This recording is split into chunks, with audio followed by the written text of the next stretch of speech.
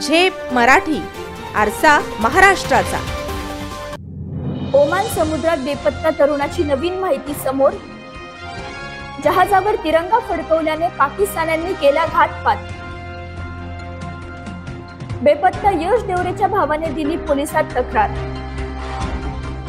ओमानच्या समुद्रात बेपत्ता झालेल्या 21 वर्षीय यश देवरे याच्या संदर्भात नवे कंगोरे समोर आले आहेत। मर्चंट नेव्हीमध्ये कर्मचारी असलेल्या यशने प्रजासत्ताक दिनी जहाजावर भारतीय तिरंगा फडकवला आणि याचा राग आल्याने पाकिस्तानी अधिकाऱ्यांनी त्याचा घातपात केला असा संशय यशच्या भावाने ठाणे पोलिसात दिलेल्या तक्रारीत व्यक्त केला आहे। यश देवरे हा मूळचा धुळे जिल्ह्यातील देऊर या गावातील रहिवासी आहे। यशचा भाऊ नयन देवरे यांनी ठाण्यातील मालपाडा पोलीस ठाण्यात या संदर्भात तक्रार दाखल केली होती। त्यांनी दिलेल्या माहितीनुसार मर्चंट नेव्हीमध्ये काम करताना त्यांनी 26 जानेवारी रोजी प्रजासत्ताक दिनानिमित्त जहाजावर तिरंगा फडकवत स्टेटस ठेवले होते। मात्र जहाजावरील 8 पाकिस्तानी अधिकाऱ्यांनी त्यावर आक्षेप घेत त्याला धमकावले।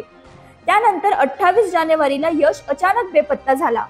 यश सोबत जहाजावर असलेल्या भारतीय कर्मचाऱ्यांनाही हा घातपात असल्याची शक्यता वाटते आहे। स्वराज मरीन सर्व्हिस या कंपनीच्या MT अथेना 1 जहाजावर यश OS म्हणजेच ऑर्डिनरी सीमॅन म्हणून कार्यरत होता। कंपनीच्या माहितीनुसार 28 जानेवारीला रात्री 8:30 वाजता तो जहाजावरून समुद्रात पडून बेपत्ता झाला। त्यानंतर 29 जानेवारीला याबाबत ईमेलद्वारे कुटुंबियांना कळवण्यात आले। मात्र कुटुंबीय आणि सहकारी कर्मचाऱ्यांच्या संशयामुळे हे प्रकरण अधिक गंभीर झाले आहे। मी नयन अविनाश देवरे, यश अविनाश देवरेचा मोठा भाऊ। यश अविनाश देवरे आज Swaraj marine services through south shipping या कंपनीत मर्चंट नेव्हीत कामाला गेलेला। तो यानबू सौदी अरब वरनं अलंग इंडियासाठी येत होता आणि आम्हाला 30 तारखेला त्यांच्या कंपनीचा कॉल आला की यश मिसिंग झालाय म्हणून। तर आम्ही त्या कंपनीला कॉन्टॅक्ट केला आणि आम्ही जाऊन तिथं विचारपूस केली की नेमकं काय झालंय आम्हाला सांगावं म्हणून। तर त्या कंपनीने आम्हाला 5 तारखेपर्यंत फक्त उडीचे उत्तरे दिले आणि ते फक्त सांगत गेले की सर्चिंग चालू आहे म्हणून। त्याचा संवाद आमच्याशी 28 जानेवारीला झालेला आणि त्यांनी स्टेटस ठेवलेले 26 जानेवारीचे। तर तो आम्हाला असंही सांगत होता की तिरंगा फडकवण्यावरनं त्याची किंवा त्या आपल्या इंडियन क्रूची आणि पाकिस्तान क्रूची काहीतरी वादावाद झालेली तिथं। तर आमचा असा दावा आहे की जे पाकिस्तानी अधिकारी आहे आम्हाला त्यांच्यावर संशय आहे।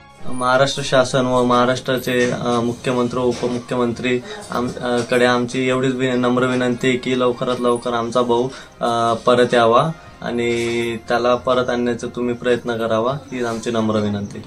यश बेपत्ता झाल्यानंतर एक धक्कादायक माहिती समोर आली। जहाजाला गुजरातच्या अलंग बंदरावर पोहोचायचे होते, मात्र ते थेट कराची बंदरावर गेले। जहाजावर एकूण 22 कर्मचारी होते, त्यातील 8 जण पाकिस्तानी असून ते वरिष्ठ पदावर कार्यरत होते। नसरुल्ला बलोच हा जहाजाचा कॅप्टन असल्याची माहिती मिळाली असून जहाज कराचीत पोहोचल्यामुळे कुटुंबियांचा संशय अधिक बळावला आहे। यशच्या कुटुंबियांनी मुख्यमंत्री, उपमुख्यमंत्री आणि पोलीस प्रशासनाकडे तक्रार केली असून हा घातपातच आहे आणि यशचा शोध वेगाने घेण्यात यावा तसेच आरोपींवर कारवाई करण्यात यावी अशी मागणी त्यांच्या कुटुंबियांकडून करण्यात येत आहे।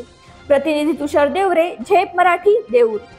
अशाच वेगळ्या आणि ताज्या बातम्यांसाठी पाहत रहा झेप मराठी, आरसा महाराष्ट्राचा।